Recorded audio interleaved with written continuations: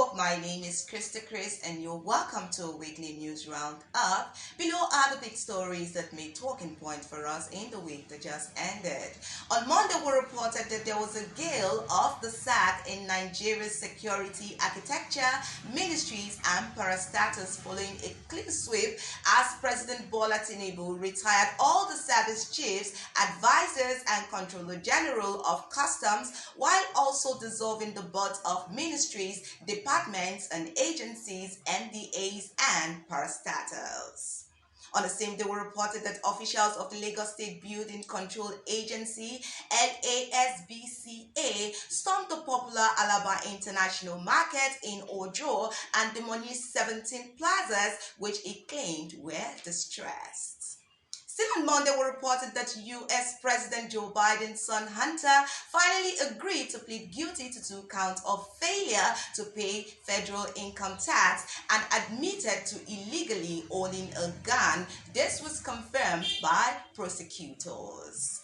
On Tuesday, we reported that a digital forensic expert whose name was given as Hitlawala told the Presidential Election Petition Court, PEPC, in Abuja that the Independent National Electoral Commission, INEC, deliberately deleted all the results of presidential elections from the bimodal voter accreditation system BIVAS machines of the Federal Capital Territory, FCT, under the guise of preparing for the governorship election which was eventually held on the 18th of March. On the same day, we reported that China and the United States finally agreed to commence moves that will aim at stabilizing relations to avoid veering into conflict, but declined to announce any major breakthrough during a visit by the U.S. Secretary of State Antony Blinken to Beijing.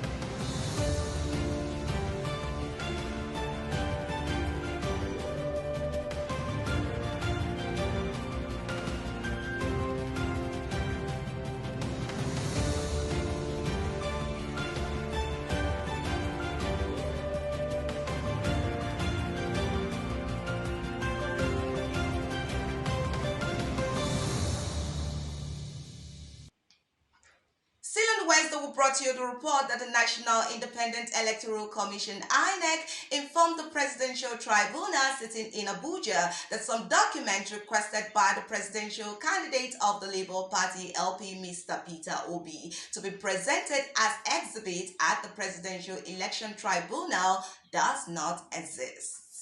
On the same day, we reported that the Revenue Mobilization, Allocation and Fiscal Commission, RMFAC, came out to recommend an upward review of the basic salaries of political and judicial office holders, a move which apparently did not go down well with Nigerian labor unions.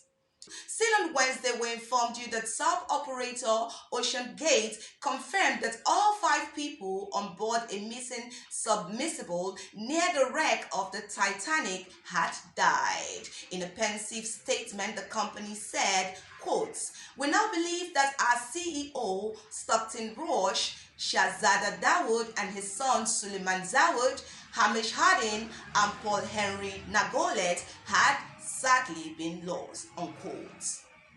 On Tuesday, we reported that Nigerian Labour Congress (NLC), Trade Union Congress (TUC), and Civil Society Organization (CSO) came out to vehemently reject the planned 40% hike in electricity tariff, which takes effect on the 1st of July, calling on the federal government of Nigeria to shelve the increase.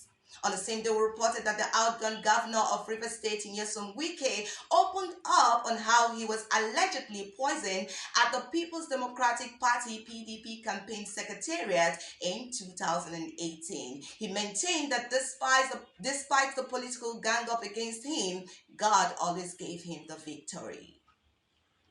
On Friday, we brought you the report that Nigerian Grammy winner and popular musician Damini Ebunoluwa Ogulu, otherwise known as Burna Boy, smashed a milestone of becoming the first African musician to cross 1 billion streams on Audiomack. On the same day, we reported that popular Nobel laureate Professor Wole Soyinka had once again come down hard on the Obedience movement, who were supporters of Peter Obi, over their role in the recently concluded 2023 general election. Soyinka likened most actions of the Obedience movement to former President Muhammadu Buhari. Quotes, pushing people to kill innocent serving members of the National Youth Service Corps (NYSC) by claiming he was cheated out of an election, unquote. Finally, on Saturday, we reported that a heavy downpour in the Federal Capital Territory (FCT), Abuja, left no fewer than 116 buildings submerged by flood in the affected areas. The flood left a path of devastation in their wake, and the residents of Trademore Estate along the Lube Airport axis bemoaned their losses.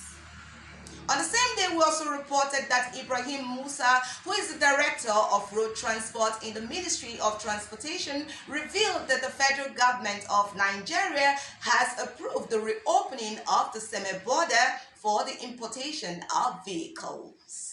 And lastly, we informed you that the President of Nigeria, Bola Tinubu, described Nigeria's financial system under the suspended Governor of the Central Bank of Nigeria, Godwin Emefiele, as rotten, revealing that he was left with no option than to sack the bank chief. With this, we come to the end of our weekly news roundup. Thank you for watching.